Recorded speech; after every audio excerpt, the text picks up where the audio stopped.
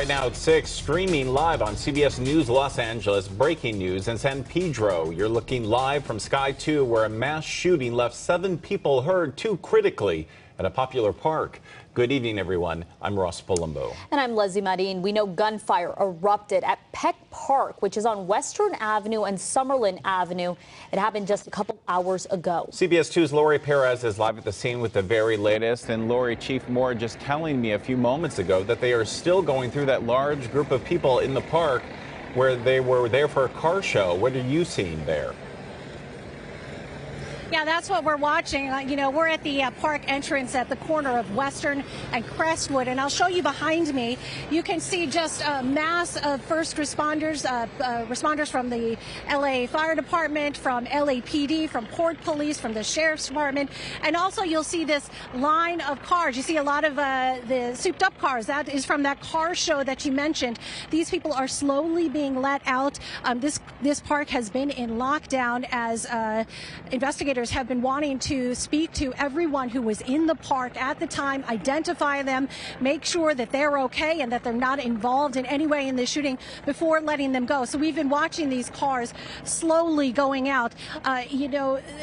People are describing a very chaotic scene with this incident playing out across several areas in this park, starting at a baseball field, then continuing through other parts, at least 1 or 2 other parts of the park. Again, as you mentioned, at least 7 injured civilians, 4 men and 3 women. At least 3 of those patients are confirmed to have sustained gunshot injuries. Lots of people in the park, not only for that car show, as you mentioned, but we spoke with a young man who said the baseball game that was happening is something called the Community Youth Association. And it's a baseball game that happens apparently every weekend.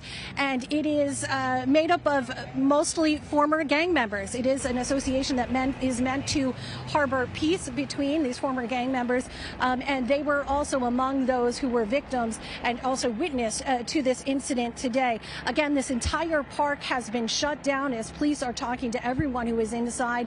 Also, the city is on a tactical alert, meaning all hands on deck. They have been calling repeatedly for multiple officers to respond to help, not only with talking to the people inside, but also to a mass of people who have been outside, people assembling here, trying to get information. As you can imagine, as information is spreading, people who've had loved ones in the park have been showing up, trying to talk to police or to get any little tidbits they can to make sure that their loved ones are okay. We did talk to a man who knows people inside, and he said that the police were being very thorough, that they were talking to people and making sure that everyone was okay, both emotionally and physically.